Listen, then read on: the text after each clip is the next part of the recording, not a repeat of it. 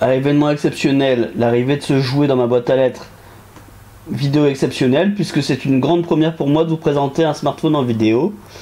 N'hésitez d'ailleurs pas à me faire part de vos commentaires et autres remarques, sympa hein, les remarques quand même. Juste en dessous, mais je précise qu'il ne s'agit pas là d'un test complet. Je viens donc de recevoir cet Asus Zenfone 6, qui n'est commercialisé que depuis quelques jours sur le site du constructeur taïwanais, alors qu'il est toujours en précommande chez les revendeurs français comme Darty ou la Fnac. Au vu de ses caractéristiques, j'ai donc décidé de le prendre en lieu et place de mon Samsung Galaxy A8 que j'avais depuis 1 an et demi. Bref, trêve de bavardage, passons aux choses sérieuses. Les caractéristiques. Alors, il est doté d'un écran 6,4 pouces IPS LCD et non pas AMOLED, mais on y reviendra plus tard, au format 19:5 neuvième, d'une résolution Full HD+, de 2340 par 1080 pixels. Un processeur Snapdragon 855, le plus puissant du marché en ce mois de juin 2019. Un port mini jack, ce qui est de plus en plus rare de nos jours. Il est d'ailleurs fourni avec des écouteurs filaires Hi-Res, haute résolution. Un double slot nano SIM et un troisième slot pour y mettre une carte micro SD, vous permettant d'étendre la mémoire jusqu'à 2 Teraoctets. Et ça aussi, on y reviendra plus tard. Un port USB-C, juste là, sur la tranche. Un capteur d'empreinte digitale au dos. Voilà. Et non pas sous l'écran comme c'est la mode en ce moment. Hop, j'ai fait des bêtises. Un bouton d'allumage classique et les tout aussi classiques boutons de volume, là sur le côté. Je ne sais pas si on les voit bien. Et aussi un troisième bouton que je vais appeler bouton magique. Toujours sur cette tranche droite. De base, il sert à faire appel à Google Assistant, mais on verra plus tard qu'en le personnalisant, il peut permettre d'ouvrir d'autres applications. Au niveau connectivité, il embarque la technologie Bluetooth 5.0, qui a pour avantage de connecter plus rapidement et facilement vos appareils sans fil, et assure une plus grande stabilité et une meilleure couverture de votre connexion Bluetooth, et sans trop de compression audio grâce à la technologie aptX, ainsi que du Wi-Fi AC. Il intègre la dernière version stable d'Android, baptisée Android 9 Pie, ainsi que la surcouche maison Zen UI 6. Et contrairement aux versions précédentes, est pratiquement dénué de toute application superflue et se rapproche beaucoup d'un Android stock. Ça pourrait s'avérer pratique pour espérer recevoir plus rapidement les futures mises à jour d'Android. Et en plus de tout ce que je viens d'énumérer, ce smartphone a 2 principaux points forts pour un téléphone de ce prix. Le prix, on y reviendra plus tard. Premièrement, il est doté d'une énorme batterie de 5000 mAh. Et si on met de côté les appareils réputés pour leur robustesse, comme ceux de Blackview par exemple, c'est l'un des smartphones ayant la plus grosse capacité de batterie actuellement sur le marché grand public. Cette batterie se recharge en environ 2 heures par le biais de la technologie Quick Charge 4.0 en 18 watts. Un autre élément qui permet de le différencier de la concurrence des autres smartphones milieu de gamme, encore que ce créneau soit discutable, c'est son module photo qui comporte 2 capteurs photo fabriqués par Sony, un capteur principal de 48 mégapixels, le Sony IMX 586, qui ouvre à f1.79, et un capteur grand angle de 13 mégapixels. Et la particularité de ce double capteur, c'est qu'il est rotatif à 180 degrés. Je vais vous montrer ça tout de suite.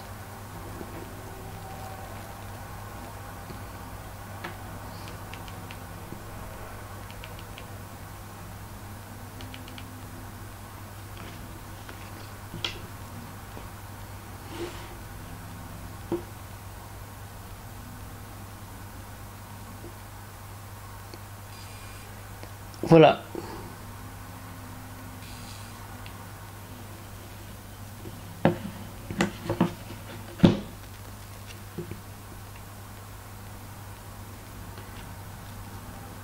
Et dès lors, ça signifie que vous pourrez notamment faire des selfies avec un 48 mégapixels, ce qui à DxOMark. Dès lors, cela signifie que vous pourrez notamment faire des selfies avec 48 mégapixels, ce qui permet à DxOMark de le qualifier de meilleur selfie phone du marché. Il permet par ailleurs de filmer en 4K à 60 images par seconde. Asus précise qu'il faudrait faire 28 selfies par jour pendant 5 ans pour que ce mécanisme de rotation ne fonctionne plus, ou en tout cas moins bien. Autant dire qu'on a le temps de voir venir, sauf si évidemment vous utilisez la reconnaissance faciale, mais personnellement je vous la déconseille parce que c'est moins sécurisé que l'empreinte digitale.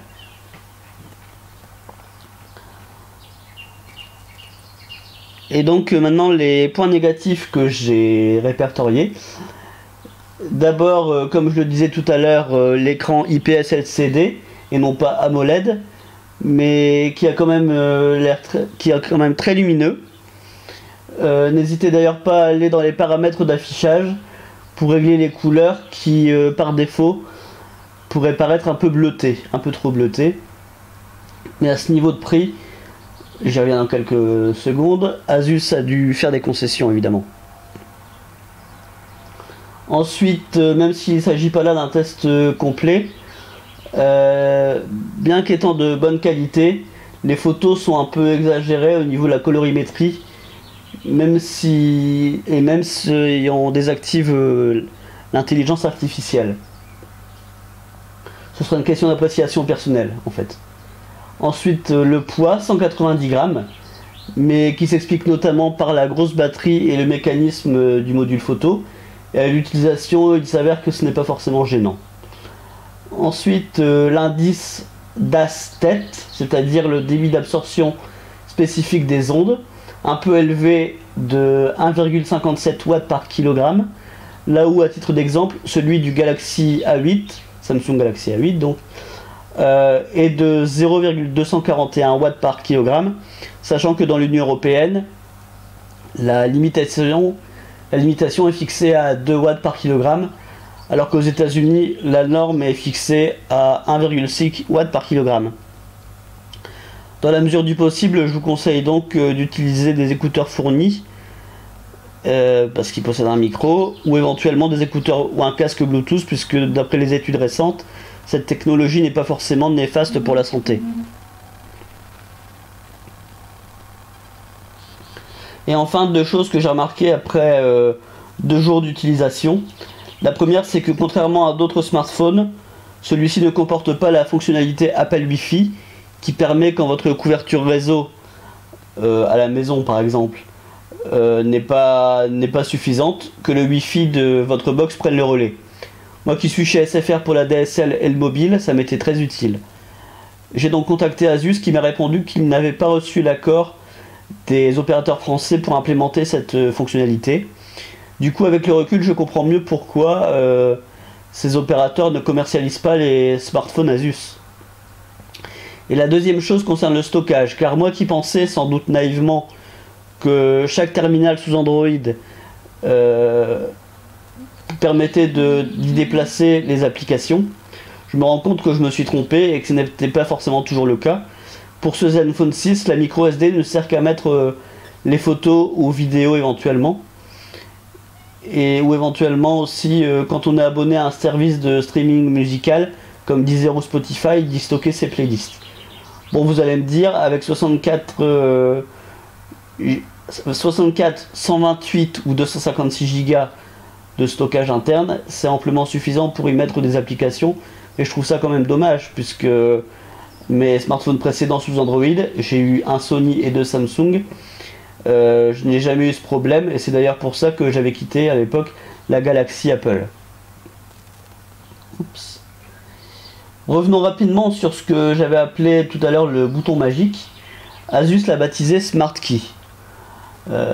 Pour ma part, j'ai enlevé le fait de faire appel à l'assistant Google À la place, il me permet, quand on fait un appui simple, de basculer du mode sonnerie au vibreur ou au mode muet, en appuyant 2 fois pour ouvrir l'appareil photo arrière. On peut très bien le faire basculer en mode avant, mais j'ai choisi l'arrière. Et enfin un appui long pour faire une capture d'écran. D'ailleurs, à ce sujet, capture d'écran, on pouvait très bien le faire à partir du bouton multitâche plutôt, mais j'ai choisi de laisser au multitâche pour ne pas mélanger les pinceaux. Et donc, par contre, au sujet du multifenêtrage, je suis étonné qu'on puisse pas, comme sur un Samsung, avoir la fonctionnalité de fenêtre contextuelle pour une application. C'est assez surprenant, peut-être que c'était propre à Samsung.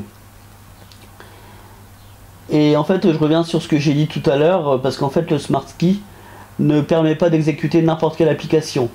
En réalité, selon le type d'appui, on a le choix entre différentes fonctionnalités, notamment celle que je viens de citer.